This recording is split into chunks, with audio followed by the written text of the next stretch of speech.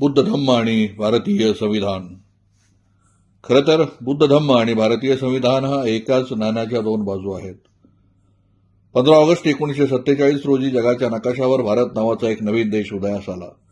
ज्या देशाचा एक प्राचीन इतिहास आहे, एक समृद्ध संस्कृती आहे, एक स्वतंत्र अशी ओळख होती. ती ओळख म्हणजे भारत हा बुद्धांचा देश.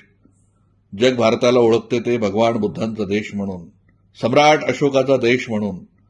हजारो वर्ष ही ओळख झाकोळली गेली. त्याचं कारण असं की कधी मुघलांचं राज्य तर कधी इंग्रजांचं राज्य.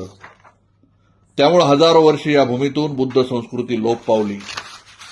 परंतु हजारो वर्षाच्या गुलामीविरुद्ध प्रथमच संघटित संघर्ष झाल्यामुळे 15 ऑगस्ट 1947 रोजी देश स्वतंत्र झाला. 26 जानेवारी 1950 रोजी देशाचे बारसे करण्यात आले.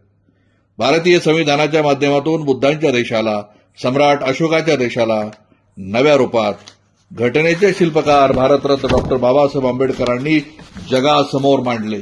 भारताची जी ओळख जगाला ठाऊक होती, तीच ओळख भारतीय संविधानानं जगासमोर पुनर्स्थापित केली. आपल्या देशाची संपूर्ण ओळख बुद्ध धम्माची ओळख झाली. उदाहरणार्थ, बुद्ध धम्माचं प्रतीक आकाशी निळ्या रंगाला राष्ट्रीय रंगाची मान्यता देण्यात आली. धम्माचं प्रतीक कमळाचं फूल आपले राष्ट्रीय फूल झाले. बोधी वृक्ष अर्थात पिंपळाच्या वृक्षाला राष्ट्रीय वृक्षाची मान्यता मिळाली.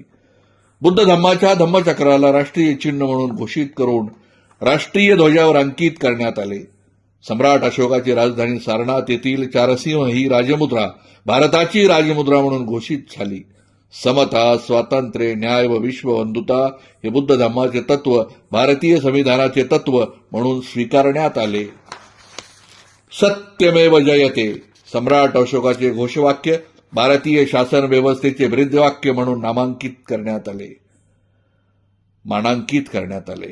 एवढेच नाही तर आपल्या देशाची प्रत्येक ओळख ही बौद्ध संस्कृती संबंधित झाली.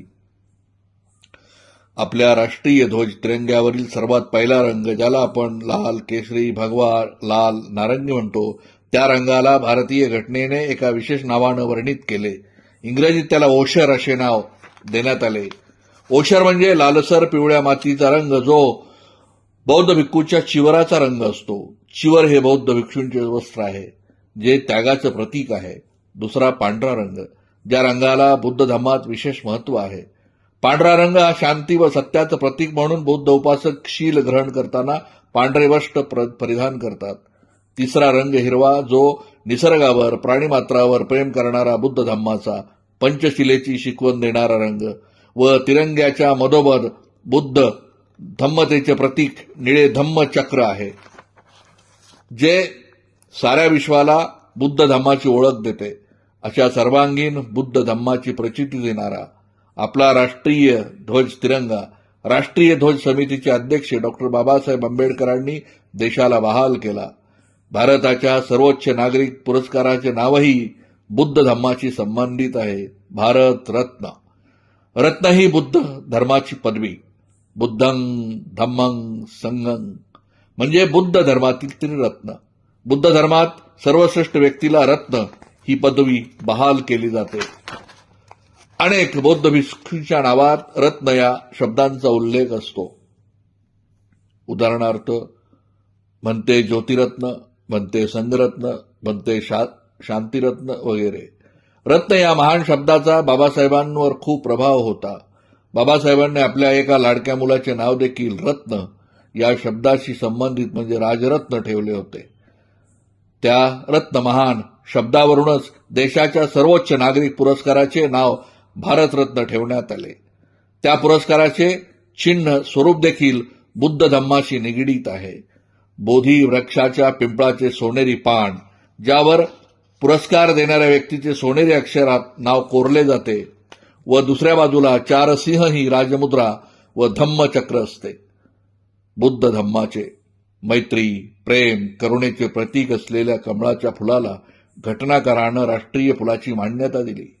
थायलंड, श्रीलंका, बर्मा इत्यादी बौद्ध राष्ट्रात भगवान बुद्धाच्या चरणी कमळाचे फूल अर्पण करतात.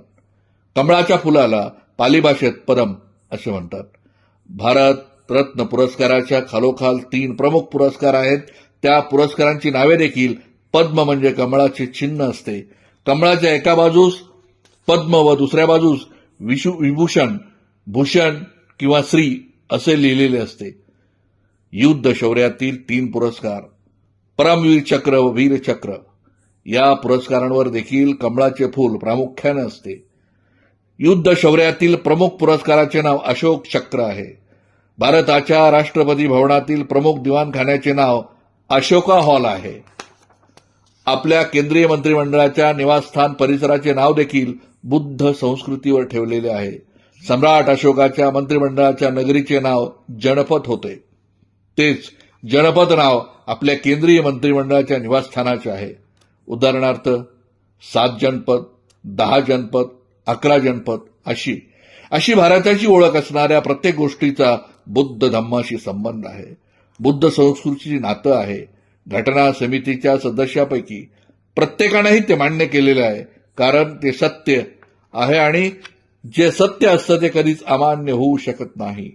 अशा प्रकारे बाबासाहेबांनी सर्व भारत बौद्धमय केला. हा बुद्ध धम्माचा विजय, सम्राट अशोकाचा विजय, बोधिसत्व भारतरत्न डॉक्टर बाबासाहेब आंबेडकरांचा विजय, हाच भारतीय संविधानाचा विजय.